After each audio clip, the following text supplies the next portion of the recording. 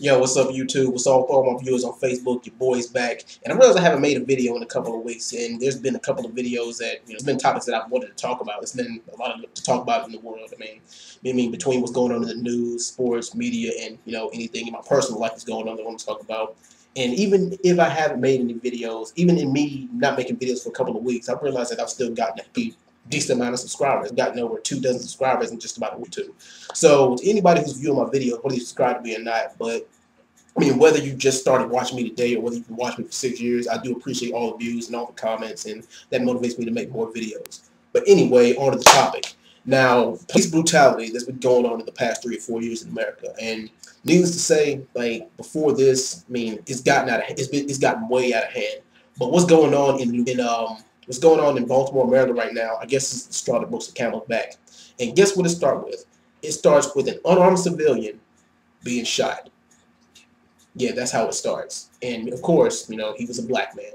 But yeah, and it's getting really out of hand. It's gotten so out of hand to the point where the street gangs, the Crips and the Bloods of Baltimore, Maryland, have actually come together and formed a truce. And it's not to fight the police like the media telling you. Yeah, don't believe all that bullshit the C-SPAN and CNN is telling you, all these thugs, because thug is the new N-word. At least that's what the media is pretty much portraying.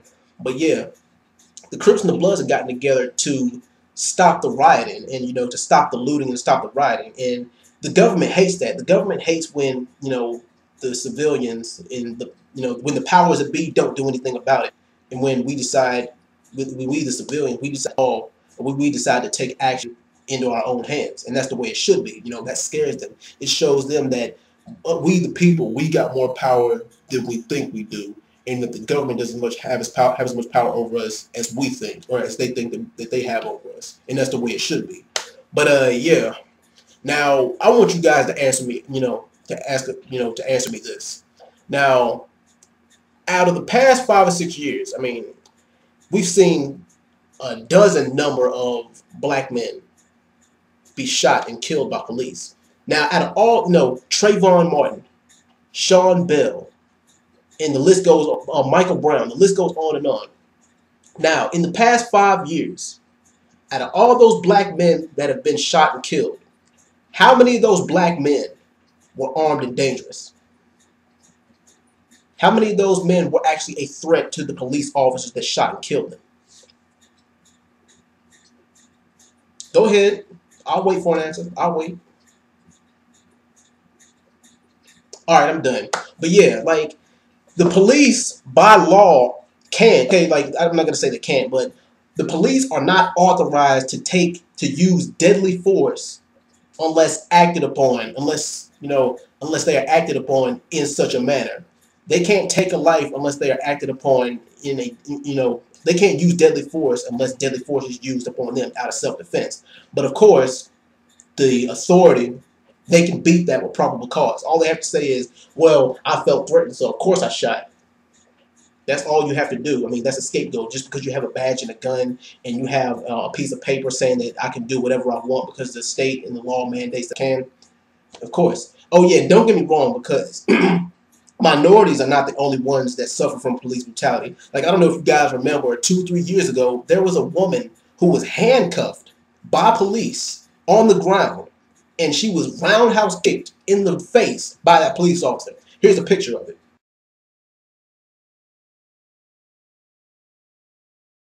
So people just need that in their head. Like, are black people the only ones who suffer from, who are victims of police brutality? No. Are we the most targeted? You bet your ass we are. Yes, we are. But this whole thing's going to come to a fever pitch soon. I mean, like, something's going to be done about it. And the thing the government doesn't want is for us to take the law into our own hands. A revolution is coming soon. It's coming real soon. And, when a revolution happens, I'm sorry, but casualties do happen, and people do get hurt. But I don't want to say it's all for the greater good. But when something like when it's for a good cause, people do get hurt. I mean, and sometimes it is the innocent that get hurt, but it does end up being for the greater good. And we the people, we do got more power than we think we do. And there is such thing as peaceful protesting. And we do need to stand up. And like I said, if the government doesn't do anything about it, then the people will. But anyway, I want to thank you guys for watching this video. Leave your comments in the description, and what do you think about this whole thing? What do you think about this whole police brutality? What do you think about people standing up for what they believe in? What do you think about people standing up for their rights so their rights will not be violated? And do you think that the police and the authority have more power than they should? But anyway, thank you guys for watching. I'll be back with more videos soon. Peace.